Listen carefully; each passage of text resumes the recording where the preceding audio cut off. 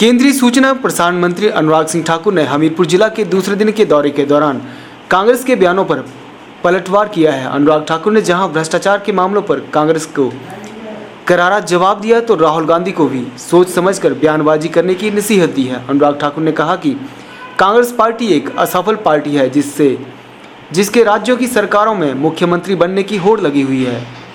साथ ही कोविड के बढ़ते मामलों में भी सभी को एहतियात बरतने की सलाह दी है ताकि कोविड को जड़ से खत्म किया जा सके। अनुराग ठाकुर रविवार को ग्राम पंचायत पंजोत में प्रधानमंत्री ग्रामीण सड़क योजना के तहत करीब 5.5 करोड़ रुपए की लागत से अपग्रेड की गई 2 सड़कों का लोकार्पण समारोह में उपस्थित हुए और उन्होंने इस मौके पर जनसभा को भी संबोधित किया। इस अवसर पर उन्होंने बताया कि पंजोत धरियारा सड़क पर करीब 2 करोड़ 30 लाख रुपए और डूंगी कंजियान सड़क पर 3 करोड़ 18 लाख रुपए खर्च किए गए हैं। बाद में अनुराग ठाकुर ने टौनी देवी मंदिर परिसर में युवा सम्मेलन कार्यक्रम में पहुंचकर युवाओं का मार्गदर्शन भी किया। इस अवसर पर पूर्व मुख्यमंत्री प्रेम कुमार धूमल भी मौजूद रहे। अनुराग ठाकुर ने राहुल गांधी के भ्रष्टाचार बारे बयान पर पलटवार करते हुए कहा कि राहुल गांधी कभी भारत के हित में बोलते ही नहीं हैं। उन्होंने कहा कि जब भी देश में आतंकी हमला हुआ है तब भी राहुल गांधी के बयान अजीब तरह के रहे हैं। उन्होंने कहा कि वाटला हाउस में भी आतंकी संगठनों से वह मिलने गए हुए थे और जब भारत ने सर्जिकल स्ट्राइक की थी तब भी राहुल गांधी को अपनी सेना पर विश्वास नहीं हुआ था। कांग्रेस के नोटबंदी और जीएसटी के कई बार ये पता नहीं चलता राहुल गांधी जी भारत के हित में बोलते हैं कि किसी और देश के हित में। और ये बार बार देश ने देखा है, जब कोई आतंकवादी हमला हुआ तब भी उनके बयान कैसे थे।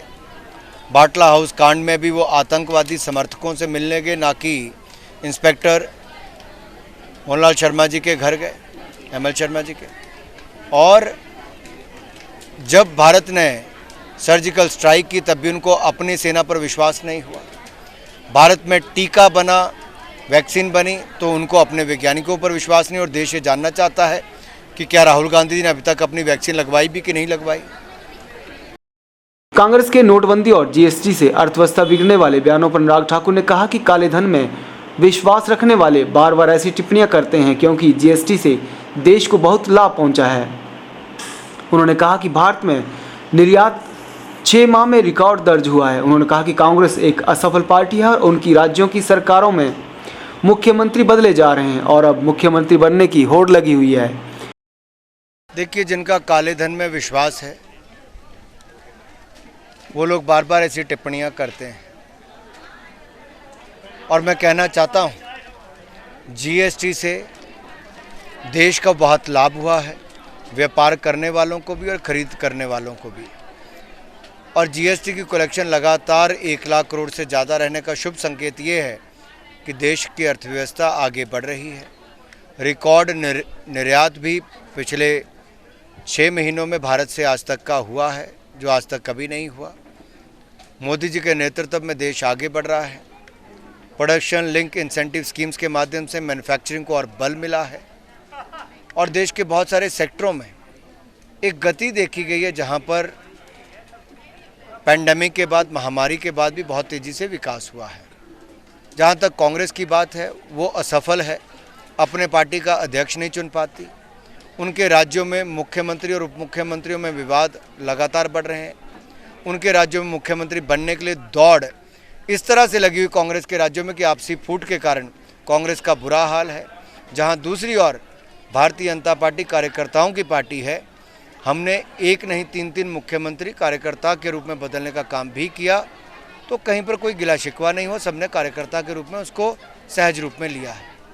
वहीं कोविड के बढ़ते मामलों पर अनुराग ठाकुर ने कहा कि कोविड बारे बच्चों को जागरूक करना बेहद जरूरी है और मास्क पहनने के साथ साथ कोविड प्रोटोकॉल अपनाकर ही कोविड से बचाव किया जा सकता है। देखिए, मास्क पहनकर रखना चाहिए, कोविड के प्रोटोकॉल पूरे अपनाने चाहिए और ये भी करना चाहिए कि बच्चों को भी जागरूक करें और इस पर रोकथाम लगे। अनुराग ठाकुर ने कहा कि मोदी सरकार पर 7 सालों में 7 पैसे के भ्रष्टाचार के आरोप तक नहीं लगे हैं, लेकिन कांग्रेस के 70 सालों में क्या काम हुआ है ये सब जानते हैं। उन्होंने कहा कि आज़ादी के अमृत महोत्सव के दौरान युवा पीढ़ी को ये जानना जरूरी है कि किस पार्टी का देश को आगे बढ़ाने में योगदान रहा है। उन्होंने कहा कि कांग्रेस ने देश को खाली करने और लूटने का ही काम किया है। पिछले 70 साल 75 साल को देखिए, आजादी के बाद किस पार्टी ने सत्ता में आकर देश के मान सम्मान गौरव को बढ़ाने का भी काम किया और गरीब के विकास के लिए भी चिंता की। और ये मैं इसलिए आप सबके सामने आज रख रहा हूं क्योंकि हम आजादी के 75 वर्ष मना रहे हैं, अमृत महोत्सव मना रहे हैं और आज की युवा पीढ़ी को ये जानना जरूरी है कि आखिरकार देश को आगे बढ़ाने में किसका कितना योगदान रहा। एक तरफ वो दल भी है जिसने 60 साल राज किया देश में, लेकिन किया क्या? देश के भंडार को खाली करने का काम किया, लूटने का काम किया। लेकिन दूसरी ओर हमारी सरकारें आई, 7 साल हो गए, कोई मोदी जी की सरकार के ऊपर 7 पैसे का आरोप नहीं लगा पाया। ईमानदार सरकार देने का काम नरेंद्र मोदी जी ने किया। प्रदेश के चारों उपचुनाव, 3 विधानसभा 1 लोकसभा में भारतीय जनता पार्टी अपने विकास के एजेंडे को लेकर जाएगी, अपनी उपलब्धियों को लेकर जाएगी, स्थानीय भी और प्रदेश स्तर की और देश स्तर की उपलब्धियों को लेकर भी जाएगी। आज इलेक्शन कमेटी की बैठक है, प्रदेश से नाम आज भेजे जाएंगे और केंद्र के हमारा जो नेतृत्व है उनमें से तय करेगा कौन चुनाव लड़ेगा। उनकी कोई अच्छी पिक्चर आए तो आप अवश्य देखिए।